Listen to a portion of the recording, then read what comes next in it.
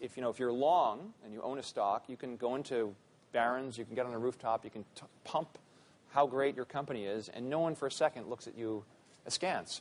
But if the same person gets on CNBC, not the same person, or even David Einhorn is mostly a long as opposed to a short. He gets on CNBC and he talks about why he thinks NBC Home Building Company is a great company. No one thinks twice. But if he gets on and he says, look, I have some concerns about Lehman's balance sheet. I have some concerns about how they're marking their assets.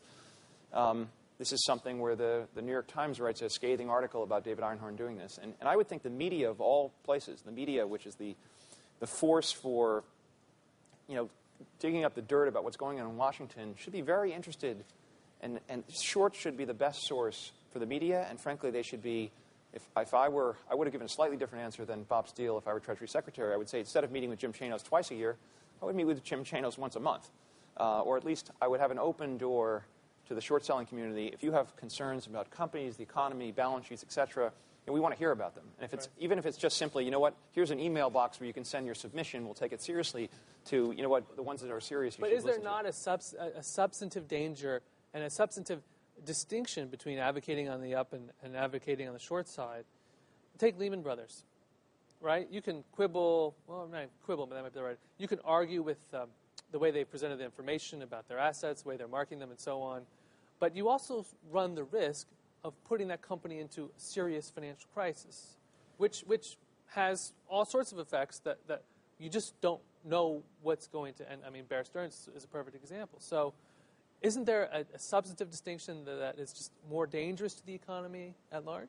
Let me distinguish between different types of short selling and disclosure. I think if someone spreads rumors that are false, right, that person should be prosecuted. In order to make an investment gain, that person should be prosecuted. Right. If a person goes on CNBC and says, based on my analysis of the 10Q on page 12, they said that we've got $6.5 billion of CDOs, and before they said this was mortgage-backed securities. Well, that's a substantive difference.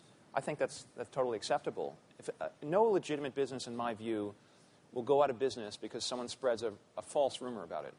I think that if Lehman is so vulnerable to the criticisms of a short seller, I think it has to think about whether it's capitalized correctly.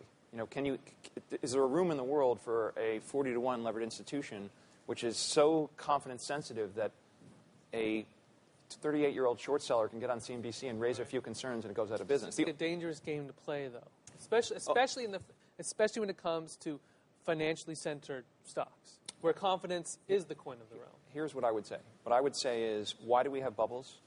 Why do we have financial institutions with 40-to-1 levered balance sheets?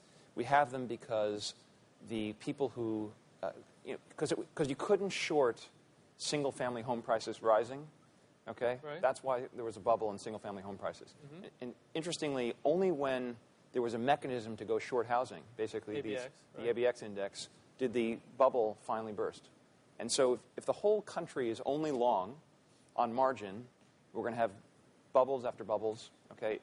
And systemic risk is created when we have institutions with, and I don't mean to pick on Lehman, and I'm not short Lehman, and I'm not long Lehman, but we want businesses that can withstand the critique of any investor. Right. That should, whether it's a bank or otherwise. So by the Ackman plan, what are the other means of injecting the short seller ethos or vibe into the markets? Are there ways we can institutionalize it to create a corrective force on bubbles? Look at what happened to me. I wrote a 66-page white paper. It was reviewed by some of the best law firms in the city. I released it in the most public way I possibly could. I disclosed my position. It's very important to disclose your position. You can't claim to be independent and then put out a piece of paper that's where you're not. And then I had to go withstand a 6-month investigation by Elliot Spitzer and a several-month investigation by the SEC. David Einhorn criticized Allied Capital publicly in 2002, and in turn, he was investigated by the SEC.